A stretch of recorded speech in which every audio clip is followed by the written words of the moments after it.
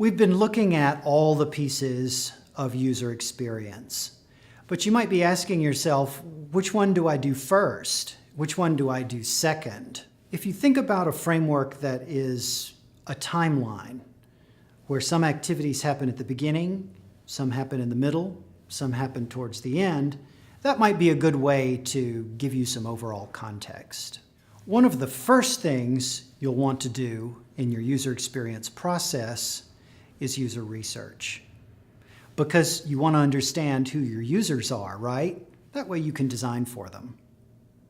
I want to talk about two parts of user research, qualitative and quantitative.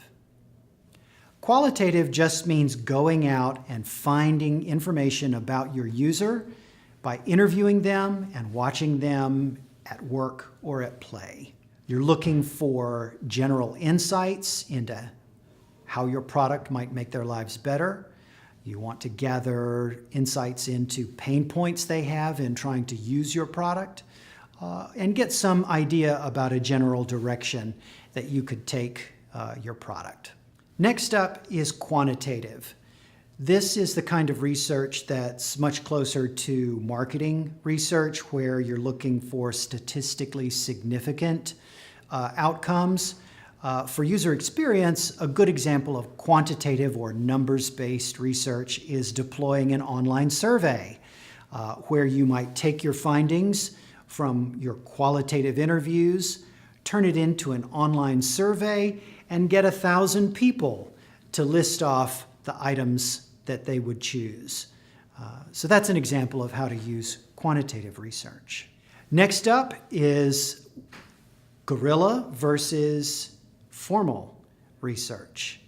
Guerrilla research is one of my favorites. It just means getting out of the building, doing some quick and dirty testing with either a simple prototype or with your product on a tablet. Basically, answering a specific question, doing some research with maybe 5 to 10 users to help you get an answer to which way to take your product or which feature or which way to design the feature is going to work best. Finally, there's formal testing, formal research, usually in the form of usability testing.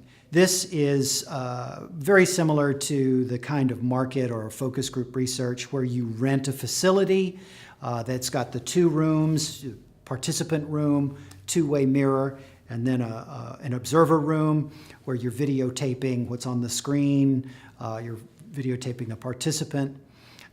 This tends to be a lot more expensive, and we don't see that so much anymore in favor of doing the usability testing where it's all happening in your laptop.